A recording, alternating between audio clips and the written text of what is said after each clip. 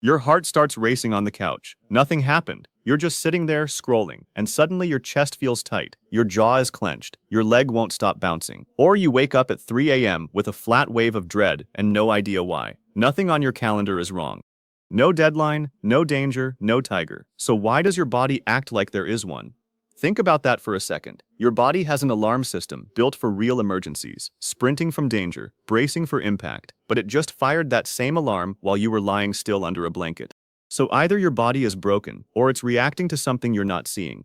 Here's the strange part. Your brain isn't just watching the world outside for threats. It's constantly listening inside, to your breathing, your heart rate, your blood sugar, your gut. And when those signals get noisy, it can mistake your own body for the danger. This is the real question we're answering today. Why your body feels stressed, even when nothing is actually wrong. Let's start with where this alarm actually lives.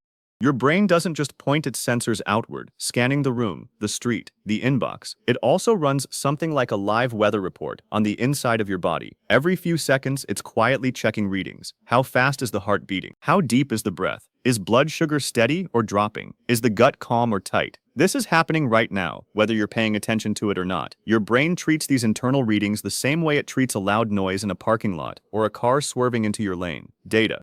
Evidence. Something to be evaluated for safety. The dashboard doesn't know the difference between a real emergency and an odd little blip. It just knows what it's reading. Now here's where it gets interesting. That dashboard doesn't come with clean numbers and labels. It's not like a heart rate monitor with a friendly digital display. It's raw sensation, static in a sense. And when that static is smooth and steady, the brain mostly ignores it, the background hum of an ordinary day. But when the static gets noisy, when the signals become irregular or hard to interpret, the brain doesn't shrug it off. It leans toward assuming the noisy signal means something is wrong. This is a survival habit, not a personality flaw. Assuming danger is cheap. Missing real danger is expensive. So the brain is wired to err on the side of alarm. Take breathing. Picture yourself halfway through a normal afternoon, answering an email, driving to pick up groceries, folding laundry. Nothing dramatic is happening, but your breath has quietly crept up into your chest, shallow and quick, instead of slow and low in your belly. That shift alone changes the readings on the internal dashboard. Oxygen and carbon dioxide levels shift slightly. Your nervous system picks up on the altered rhythm. And because that rhythm doesn't match the pattern of a calm, resting body, the brain reads it as ambiguous. Ambiguous, to a threat detection system, is close enough to dangerous. So it leans in, and quietly, without asking your permission, begins preparing your body for a problem that was never there. The couch scene works the exact same way. You're sitting still, nothing demanding your attention, and suddenly your heart picks up speed for no reason you can point to. Here's the thing, your brain doesn't require a reason, it just requires a reading. And an unexplained spike in heart rate, with no clear external event attached to it, is exactly the kind of thing this old system was built to flag. Not because your heart rate itself is dangerous, but because an unexplained change in your body's baseline is treated as a red flag worth investigating. So the alarm quietly switches on, chest tightens, attention sharpens, even though absolutely nothing around you has changed. It's not only the fast signals that matter. The slower ones count just as much, they just build differently. Think about the tension that lives in your jaw or your shoulders. It doesn't usually arrive all at once. It creeps in over hours, tightening degree by degree, while you're focused on something else entirely, until you finally notice your jaw aches, or your shoulders feel like they're up near your ears. That slow-building tightness is still feeding the same internal scan.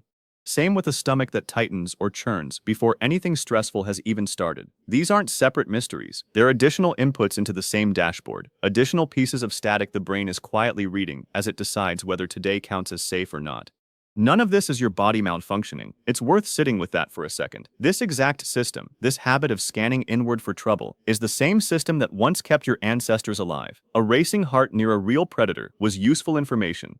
A tightening gut before real danger helped prepare the body to act. The problem isn't that the system exists. The problem is that it still can't tell the difference between a genuine threat and something as mundane as a skipped lunch or a rough night of sleep.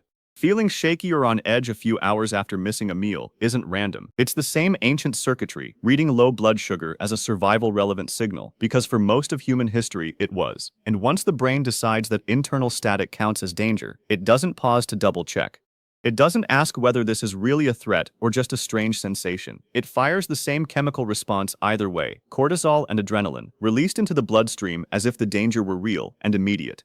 That's the chemical source behind a restlessness in your legs or hands that seems to come from nowhere. Your body isn't confused, it's following orders. Orders based on a threat assessment your conscious mind never got to weigh in on. This is also exactly what's happening at 3 a.m. You're lying down, you're safe. Nothing external has changed, but your internal signals, breathing pattern, heart rhythm, whatever residual tension built up during the day, are noisy enough that the brain sounds the alarm anyway. The dread you feel isn't about your life. It's the echo of a system doing its job with bad information. So if noisy internal signals are what quietly trip the alarm, there's a hopeful flip side to that. Clear signals can quiet it. And you already have a built-in channel for sending clear signals, one you control more directly than your heartbeat or your gut, your breath. Unlike your heart rate or your digestion, breathing is the one internal system that runs automatically but can also be taken over on purpose. That makes it something like a manual override switch sitting right on top of an automatic system. Shallow, high chest breathing feeds the static, the ambiguous signal your brain leans toward reading as danger. But a slower, more deliberate breathing pattern sends a completely different kind of information up the same channel. Here's the specific move. 5 slow breaths, in through the nose for about 4 counts, then out for 6 to 8 counts. The exhale longer than the inhale, on purpose. Not a deep dramatic gasp, nothing forced, just a steady in and a slower, longer out. 5 rounds, that's it. The reason the longer exhale matters is that it's a distinct, low-noise signal. It doesn't look like the shallow, rapid pattern your brain associates with alarm. It looks like the pattern of a body that isn't under threat. And remember, your brain isn't reading your calendar or your to-do list to decide if you're safe. It's reading signals like this one. So when you deliberately hand it a clear, calm signal, you're not managing your emotions with willpower. You're updating the input the alarm system is actually built to respond to. It helps to see this for what it is and what it isn't. This response was never your body malfunctioning. Scanning ambiguous internal signals and erring toward caution is exactly what this system was designed to do, long before skipped lunches and afternoon inboxes existed. The instinct is old, the situations triggering it are new. Your body isn't broken, it's just applying an old rulebook to a modern moment that doesn't actually call for it. That distinction matters because it changes the story you tell yourself in the moment.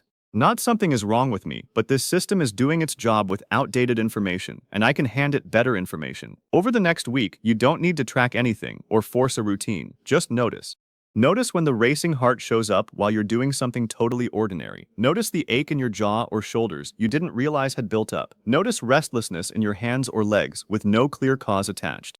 When you catch one of these, try the 5 breaths, in for 4, out for 6 to 8, and pay attention to what shifts. Maybe your shoulders drop slightly. Maybe your breathing settles lower in your chest. Maybe nothing dramatic happens at all, and that's fine too.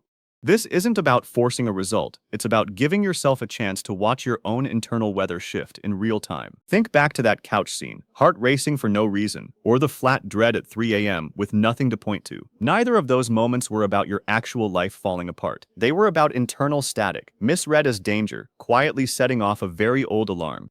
The next time your body sounds that alarm on a day when nothing is actually wrong, you don't have to spiral into wondering what's broken. You can remember it's not reacting to your life, it's reacting to your internal signals. And that longer exhale, 4 in, 6 to 8 out, 5 times, is simply how you send it something clearer to work with.